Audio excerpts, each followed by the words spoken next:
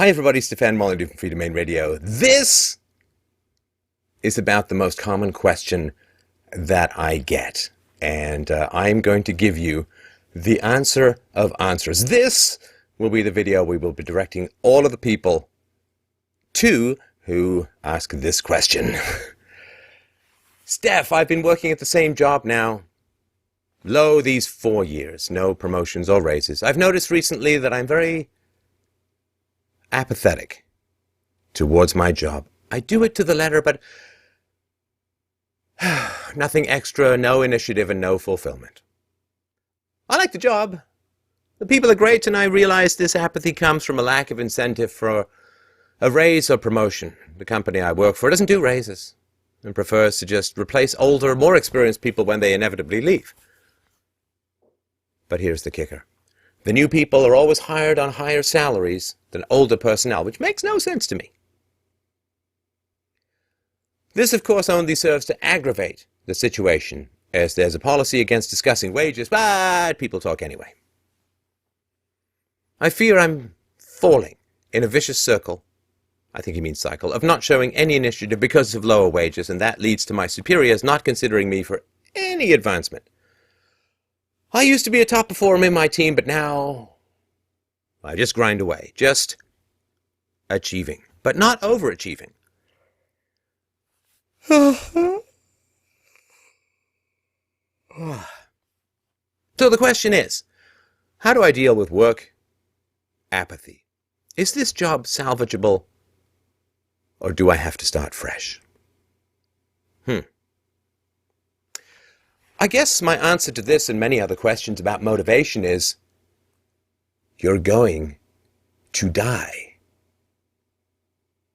Let me tell you something ironic. The very first video I ever did on YouTube was Live Like You're Dying, which was, when you're on your deathbed, you can look back and what decisions will you want to have made and what will you regret, what will you be proud of, and that's one way to guide your life. Last year, a very aggressive form of cancer struck me, and went through chemo, radiation therapy, and boy, don't you hate it when you have to go from theory to practice. Oh, it's one thing to waffle burger on about death's door closing in on over you like Bruce the giant shark from Jaws' mouth, but it's quite another thing to wake up and feel like Wile E. Coyote stuck at the bottom of a cartoon canyon with the anvil of death fast approaching. So, let me remind you and tell you once again, you, my friend, are going to die. Now, maybe your death will be a quick death. Maybe you'll get hit by a bus while listening to Van Halen. I don't know. Maybe you will suffer an aneurysm during the greatest orgasm of your life. Well, I guess it will have to be a pretty good one because it will be your last. Maybe you'll have a life-ending moment where you won't have a chance to process regrets, where you won't have a chance to look at your life, where you won't be like the comic shop owner in The Simpsons when the nuclear bomb hits and he says, "I've wasted my life," just before he dies. Maybe that won't happen. But it probably will. You will probably get news of an illness that will give you months in which to reflect. You will probably have a long time in a hospital bed, knowing, really, that you're never going to get out of that bed again. It's a one-way ticket. The bed opens up.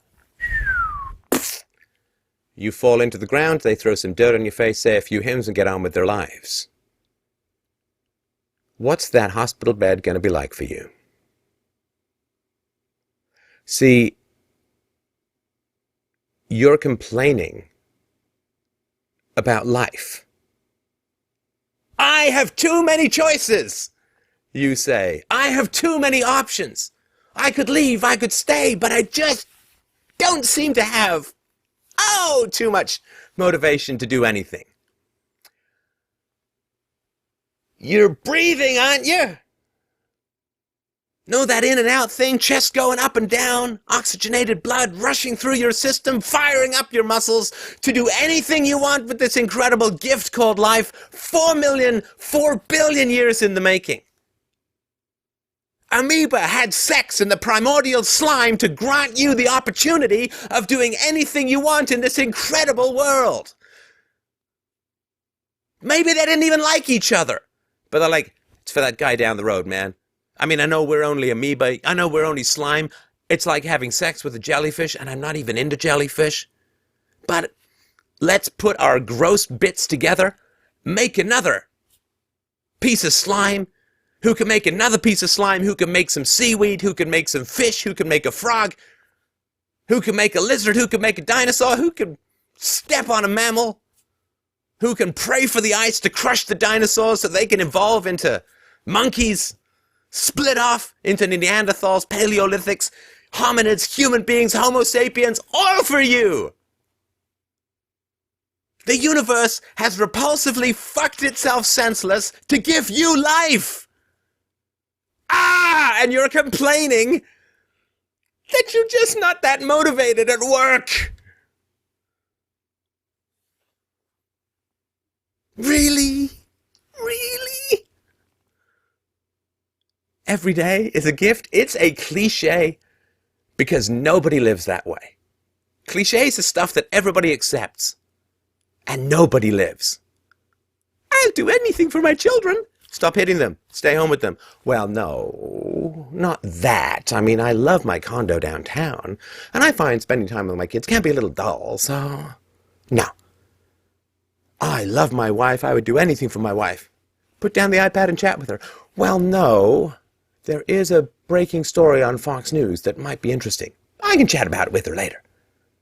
Cliches are what everybody knows to be true and almost nobody lives by. You know you're dying, right? You know that your days are grains of sand in an hourglass, right?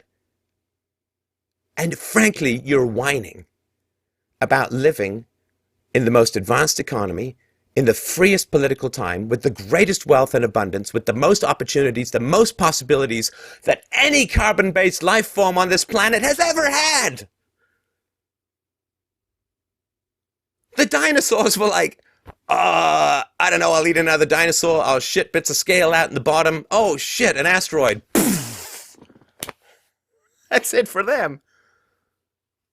All they can hope for is to be resurrected in CGI. You know, there are billions of bacteria in your belly.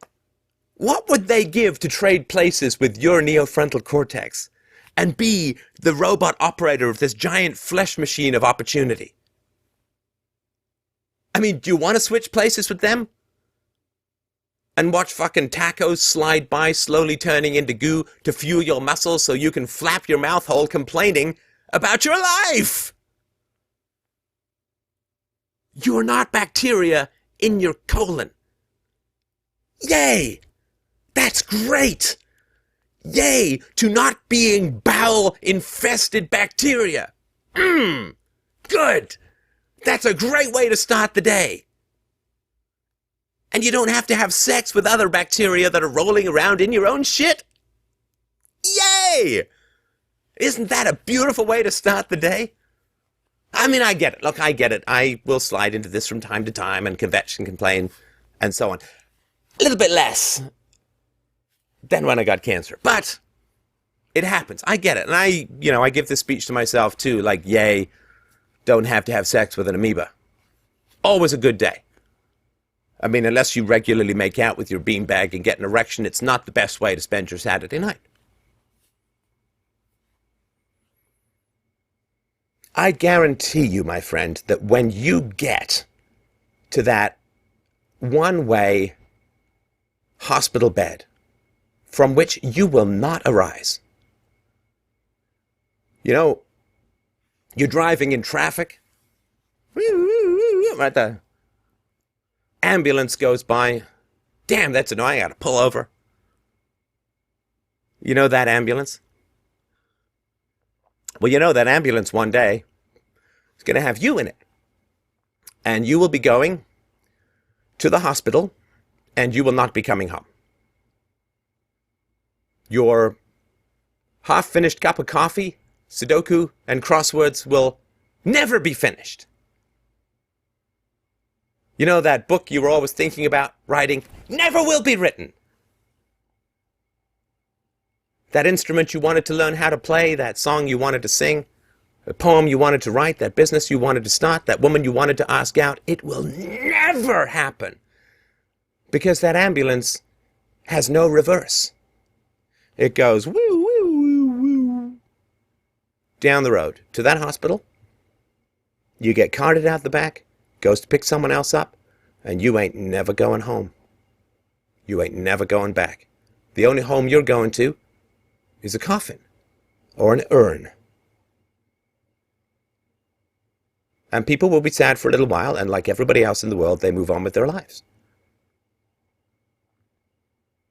I guarantee you, when you're in that hospital bed, you will look back and you will say, God damn, I wish I had the problems that I had 20 years ago, or 10 years ago, or even yesterday.